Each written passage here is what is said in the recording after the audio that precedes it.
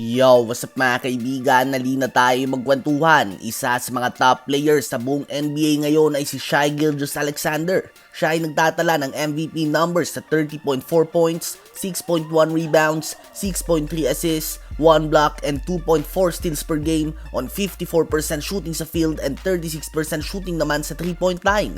Sa kanyang paungunan din ay hawak ng OKC Thunder ngayon ang second best record sa buong Western Conference na 11 wins and 4 losses. Ngunit doon nga mga kaibigan ay parte siya ng Los Angeles Clippers. Hindi nga gaano naisip ng mga fans na posibleng matalo pa ang Clippers sa trade na ito dahil trade nga nila si Danilo Gallinari, Shai Gilgeous-Alexander at 7 draft picks para makuha si Paul George sa OKC Thunder.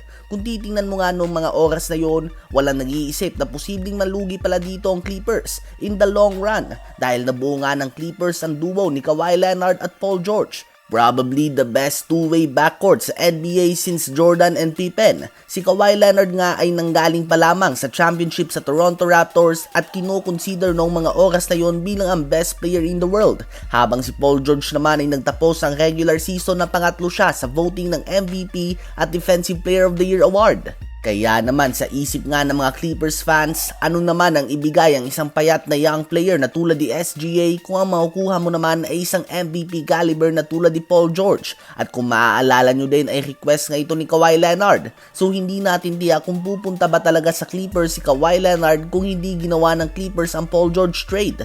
Subalit simula na mabuo ang duo nila, 35% of the Clippers games lamang ang nilaro nila ng sabay dahil sa mga injuries. For comparison, ang duo nga ni Chris Paul at Blake Griffin ay naglaro ng 71% of the total games available para sa Clippers noon. At yung payat na rookie na trinade lang nila noon, ngayon nga ay first team All-NBA member na ito at isa sa mga top players sa buong NBA ngayon. At yung 7 draft picks sila na pinamigay ay 3 pa lang nga nagagamit dito ng OKC Thunder. At ang 3 na ito ay si Chet Holmgren, Jalen Williams at Josh Giddey. Tila ba binigyan nga ng Clippers ang OKC ng starting 5 in the future? Para nga sa akin ay panalo ang OKC sa trade na ito hanggat hindi nagkakampyon ng Clippers dahil nakabuo nga ang OKC ng team nila for the next decade or more habang Clippers naman ay hindi pa din nakakaabot ng NBA Finals. Ganun pa man ay hindi pa nga tapos sila Paul George at Kawhi Leonard. May malakas silang tsansa ngayon na magkampiyon kung makukuha lang nila ang tamang timpla ng kanilang team. Very talented nga ang Clippers ngayon with James Harden and Russell Westbrook.